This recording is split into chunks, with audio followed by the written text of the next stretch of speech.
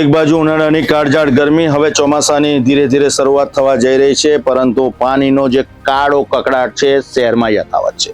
અલગ અલગ વિસ્તારની અંદર પાણીની બૂમો પડી રહી છે। ચૂંટણી ટાણે વચનો આપતા નેતાજીના વચનો થોડા વિસરાઈ રહ્યા છે, તેની સામે સવાલો ઊભા થઈ રહ્યા છે, કેમ કે આ તો નેતાજીનું અગડમ બગડમ છે।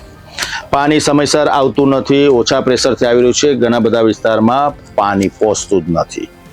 ત્યારે બીજી બાજુ આવા જ કિંમતી પાણીનો વેડફાટ પણ જોવા મળી રહ્યો છે। મુખ્ય નળિકાઓમાં ભંગાણ સર્જાતું હોય છે, લાખો ગેલન પાણી જાહેર માર્ગ પર વહેતું હોય છે।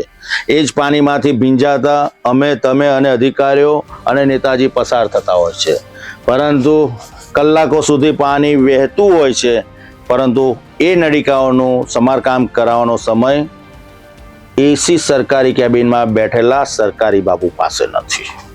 કેમ કે આ તો તંત્રનું અગડમ બગડમ છે। કોના બાપની દિવાળી? સમયસર અધિકારીઓ સમય સાચવે અને કામગીરી કરે, એ હવે ધીરે ધીરે પ્રજાની માંગ શહેરમાં થઈ રહી છે।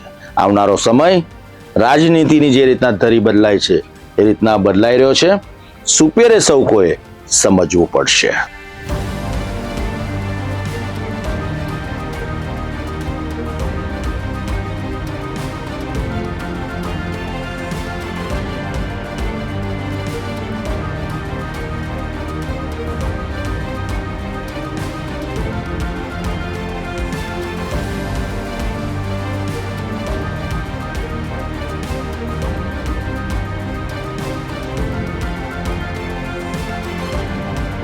વડોદરા શહેરના ખોડિયારનગર બૂસ્ટર પંપ સામે પીવાના પાણીની મુખ્ય લાઇનમાં ભંગાણ સર્જાતા હજારો લીટર શુદ્ધ પાણી રોડ પર વહી રહ્યું છે।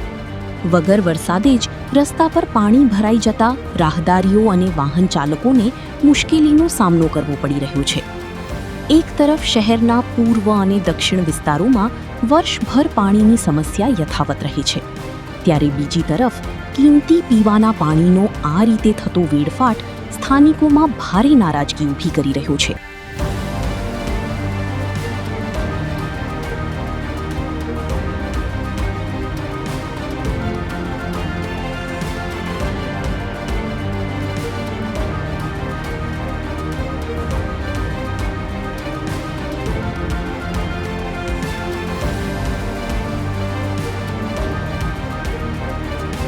તાજેતરમાં મ્યુનિસિપલ કમિશનરે આજવા સરોવરની મુલાકાત લઈને શહેરને મર્યાદિત દિવસો સુધી પાણી મળી રહે તેટલો જ જળજથ્થો ઉપલબ્ધ હોવાનું જણાવ્યું હતું।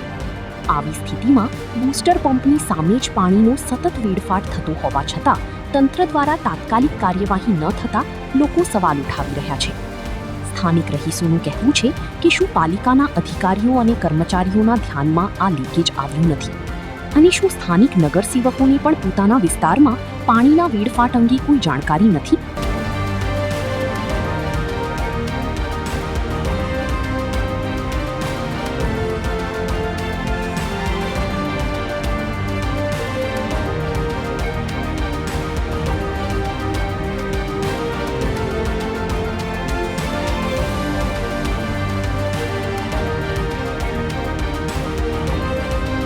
શહેરમાં પાણી બચાવવા માટે સતત જાગૃતિ અભિયાન ચલાવવામાં આવે છે, પરંતુ બીજી તરફ જાહેર સંપત્તિ અને પીવાના પાણીના જથ્થાના સંરક્ષણમાં બેદરકારીના આક્ષેપો થઈ રહ્યા છે।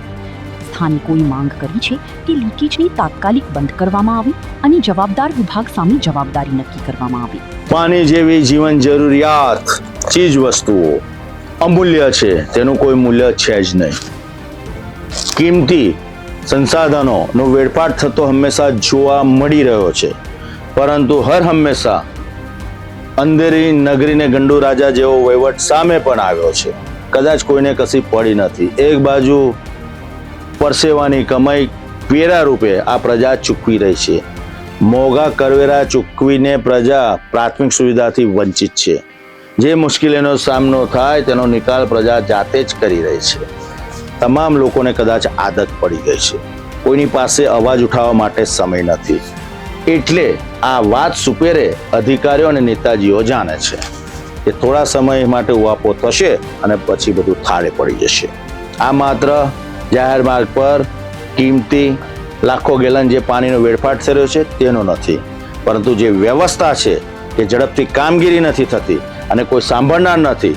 ધ્યાન દોરવા પછી પણ અધિકારીઓ બેધ્યાન થઈ જાય છે અને નવા નિયુક્ત ચૂંટાયેલા નેતાજીના ફોન ઉઠાવતા નથી. તો પ્રજાનું ક્યાંથી સાંભળશે? કેમ કે આ તો તમામ લોકોનું અગડમ બગડમ છે.